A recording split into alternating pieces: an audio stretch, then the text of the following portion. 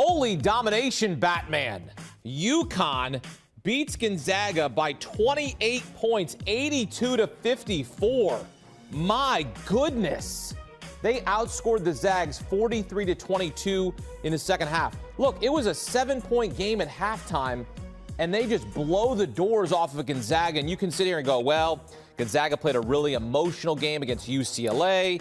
They had to hit a shot at the buzzer to win it. They came back. They used all their emotion, all their effort in that game against UCLA, and then they lay an egg. It's a great argument because that's kind of what happens when you're talking about 18, 19, 20, 21-year-old kids. It happens. And UConn was rested and ready. They had a 23-point win against Arkansas that they made look easy, and now they beat Gonzaga by 28. I hope you laid the 2.5 because that was just easy money. Tim Doyle told you to do it. He told you, this was a domination. Jordan Hawkins, lottery pick, 20 points. And this perhaps is the final game of Drew Timme's career. Double-double, had to come out of the game because of foul trouble. He's the only player in NCAA tournament history to have 11 games of 20 points. Look, this kid is kid's special, but it's not enough as UConn, the special team right now, the special team out of the West, one of the toughest regions in the bracket. All right, back here with Tim Doyle, welcoming Kyle Boone as well. And Tim, you predicted this would happen, and I'm kind of not surprised about this UConn team because we saw them at the beginning of the season, 14-0, then they lost 6 of 8, and then they've gone 13-2 since. This was domination from start to finish by Danny Hurley's Huskies. Yeah, I think they caught Gonzaga at the right time. You know what I mean? And those are the ebbs and flows of the season. Going into the Sweet 16 matchup, in a perfect world, after Danny Hurley's team embarrassed Arkansas, he was like, you know what I want? An absolute battle between UCLA and Gonzaga, an emotional game. Actually, as a fan, we all wanted that great game. Well, that's exactly what he got. And you know what Gonzaga did?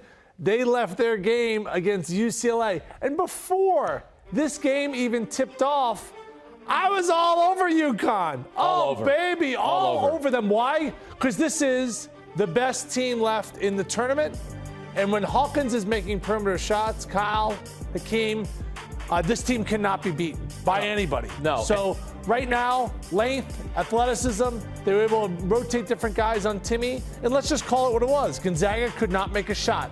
They took 23 pointers, Hakeem. They only made 2. They got outscored by 27 points in the three-point line. Game was never competitive after halftime.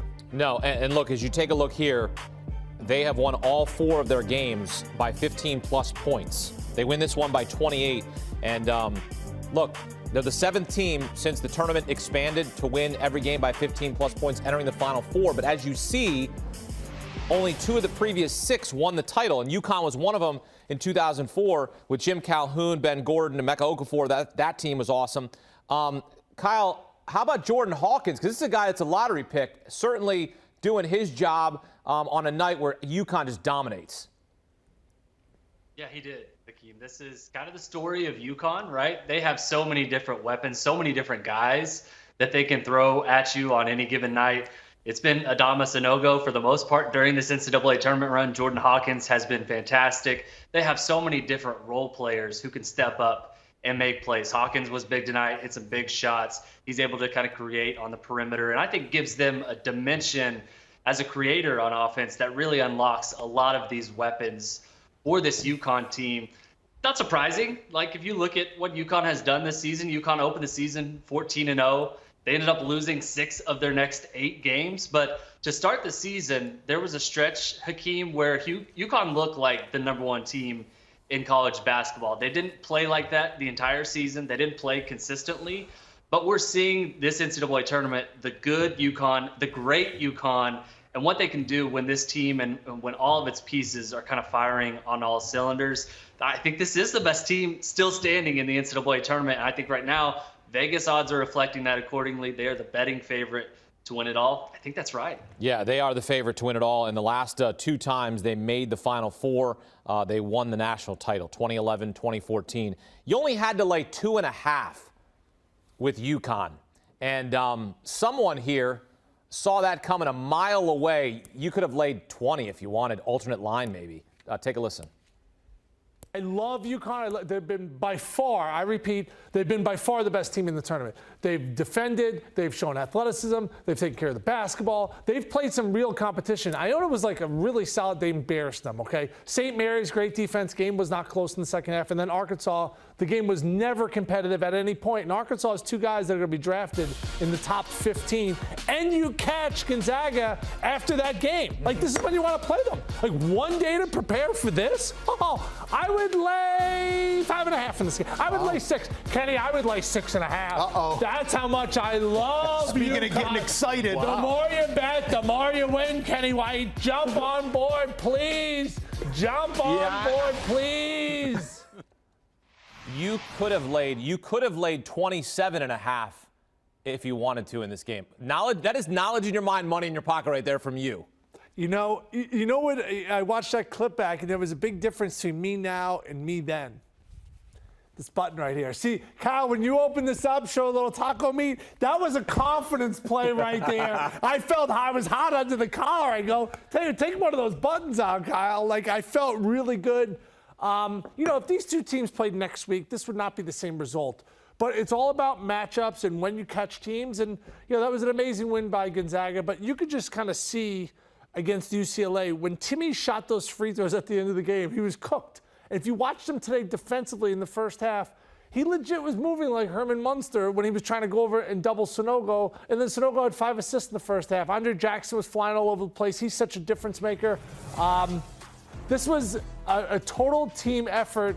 Drew Timmy's had an outstanding career, but this team simply did not have enough other pieces around him. He was asked to do a little bit too much. Kyle, he says he's not coming back to college. I got a sneaky feeling he's going to go Wolf of Wall Street here. I'm not leaving. I think he comes back because the money that Gonzaga could offer is going to be more money than the G League could offer, that an NBA contract could potentially offer, that Europe can offer. I say he's back on the sidelines next year. What do you think?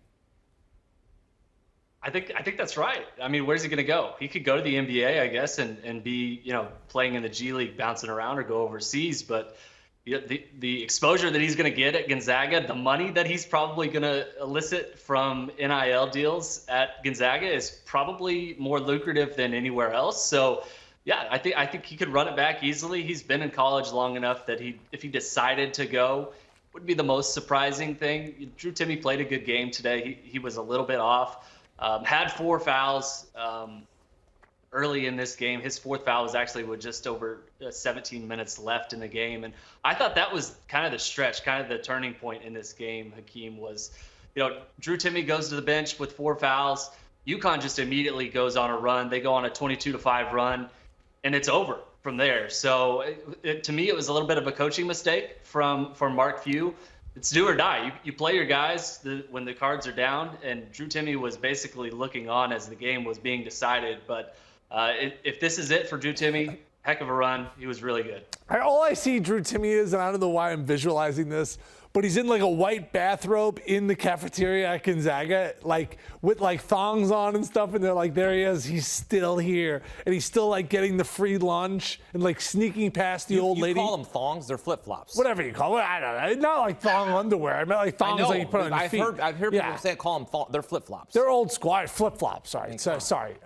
Great career. I think he's back because the money's going to be substantial, but let's get back. He says he's not coming back. He says that he's not going to use his extra year of eligibility that he got from the COVID season. Says he's not going to do it. Again, look, he's back-to-back WCC Player of the Year. Could he run it back and make it 3 in a row? Yeah, sure, it's not about that. It's about the money. He's going to get so much more money at Gonzaga. So, yeah, probably coming into the year, he didn't want to go back to college. But when he sees the financial situation, why not? Well, how could he possibly walk away from something like this?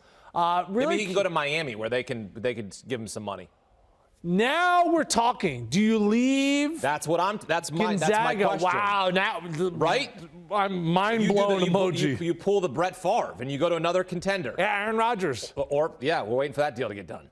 Wow, that now you're talking. That Because NIL, I think some people are uncomfortable with it. That's just the reality of sports right now. Miami paid for those guys, and those guys are delivering. Hats off to Jim Larinaga. He has them all buying in. UConn, they have some transfers, and they've had a reputation in the past, way back when I played, of, let's just say, making some moves to get some players. That was the reputation that they had. I played in the Big East. I know. I roomed with Ben Gordon at ABCD camp, so I know things. So now it's just more up in front. So what do you know? What's that? I'm just kidding. I didn't get any of that. But yes, so UConn was just fantastic. It's just the ebbs and flows of the season. That's why tomorrow with Texas, the fact that they're favorite, I have an issue with, because if they're not at 100% this time of year, when you're in a rhythm like that and all of a sudden Dylan Dessou's not playing, that disrupts the entire team. Teams that are in rhythms, teams that are going, you're seeing it right now, those are the teams that are having success. So it's Miami or Texas on the other side in the Midwest. Does it matter who UConn plays in Houston? Does it? I mean, they're dominating everybody. Yeah, I think both those teams are going to give them a heck of a game. I think Miami's playing great right now. I mean, Miami's playing outstanding. Pac's playing great. Wong's playing great. On the flip side, you'd play Texas in Texas. So the crowd's going to be all – that's a hard game. I think Miami's better, even though they're underdog in that game. That's a hard question to answer. Kyle, if you had to choose UConn, who would you rather play, Texas or Miami? Yeah, I think you would pick Texas, right? Just because the injury situation with Dylan Dessou. But the way Texas has played, like, they're the highest remaining seed still standing. It seems like they have guys who can go 9 deep on this roster with Rodney Terry, the coach there. So it's tough. I mean, Miami's playing well, as you mentioned. Pac is playing well. Wong is playing, I think, like a first-team All-American right now. He's been one of the most productive players in the NCAA tournament. So either of these teams, I think, is going to provide a lot of resistance. I still think UConn is going to be the favorite in either of those matchups, and it'll be interesting to see which team advances on Sunday. Wow. Yeah, because Texas fans will be there early, often in throngs. Not thongs. They'll be there in throngs. They'll come in waves. It's only 2.5 hours away. If Austin to Houston is 2.5 hours, that's nothing. I think it's going to be nothing. If you get UConn or Texas and San Diego State and FAU, you're going to have great fan bases turn out. Because FAU, you'll get a huge turnout. Yep. I don't know about the ratings because you're not going to get the Blue Bloods, but as far as fans showing up, FAU is going to show up in droves. So is San Diego State. They sell out every single home game. And then obviously Texas and UConn has a great fan base.